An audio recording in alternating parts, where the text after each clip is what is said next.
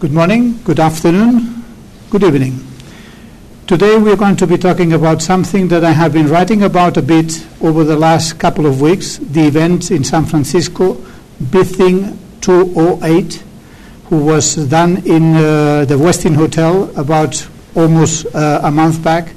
And we have here the personality that makes it possible, the CEO of VizThink, Tom Crawford. Tom, welcome to Madrid. Thank you, Rodolfo. Good to be here. It's nice to have you here, and I would like to see what is the feedback that you're getting from the people that were there.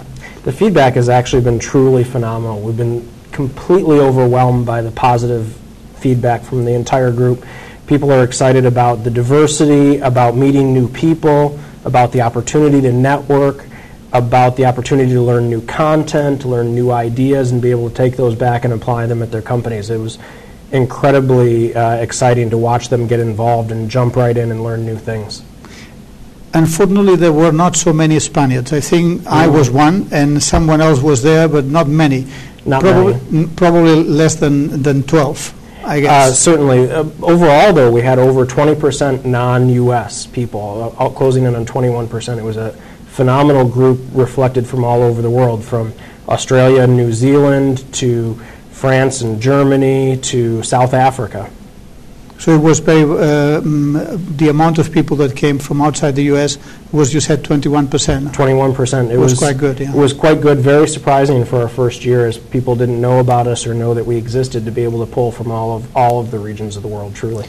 Now, there were about 400 people. I mean, how do you share them? I mean, there were mostly practitioners, mostly business manager, was a good mixture. I mean, how do you think that the feeling was? It was right down the middle, actually. We had about 50% of people who were artists in some form. They either knew how to draw, they took photographs, they did video, some form of artistic expression. And the other half were corporate executives, people in senior leadership positions like vice presidents, directors of strategy, chief information officers, various levels of senior executives across a variety of companies, from technology companies to healthcare to insurance to finance, a very broad array of companies.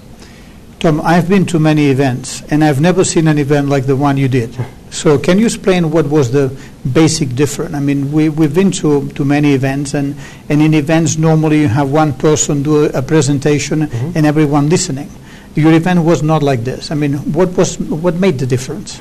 Well, we really tried very hard to make it different because visual thinking is a different approach, and we thought that we should, as much as possible, put into practice some of the principles that we were telling people they should be using. So with that, we decided that lecture wasn't the right way, that PowerPoint with pages and pages of bullets was not the right way, and that we should create an environment that helped people practice the things that we were telling them about.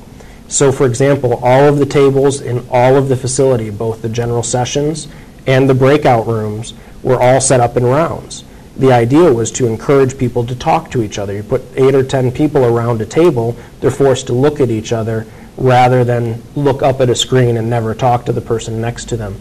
In addition, we covered the entire area with paper and pencils and Post-it notes and whiteboards. The ability for people to be able to actually get their hands on and try and experiment with the ideas as the facilitator was leading them through the discussion. So it was very much designed to be hands-on, networking, and discussion-based, and that was some of the things that people love the best, is being able to meet new people and really get down and talk to them for an hour or 2 or 3 at a time to be able to figure out the new ideas and share what they have been working on. You talk about the facilitators. I mean, what is a facilitator in your view, and how did you choose them? That's a great question. We chose that word specifically, and it's a loaded word in many ways, but what it really was designed to do is to help people understand that they weren't going to hear a lecturer, or a presenter. They were going to have a person who stood at the front of the room and help guide them through a facilitated discussion. So they would ask the audience questions, get them involved, and get them participating in the activity rather than just a moment where it's a tell, where you're told what to do rather than shown what to do and where you get to try it. Choosing them was a lot of fun, actually. It may have been one of the most fun parts of putting the event together. I got to talk to hundreds of amazing people out in the field, and getting to narrow that down and select some of the best was a really challenging thing to do, but I had a lot of support from great people like Dave Gray, who helped network and find some of the right people, and David Sibbett, and Christine Martel, and Nancy Duarte, all of which who we found through the network, but then also brought in more people with them. And that was just a phenomenal thing to see. One of the most interesting things about this community is they want to reach out and they want to reach into their communities and bring those in. And that's very unusual for a lot of conferences.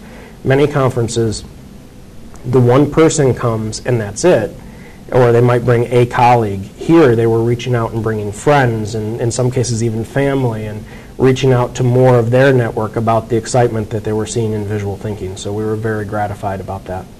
Tom, let's talk now about Europe. Sure.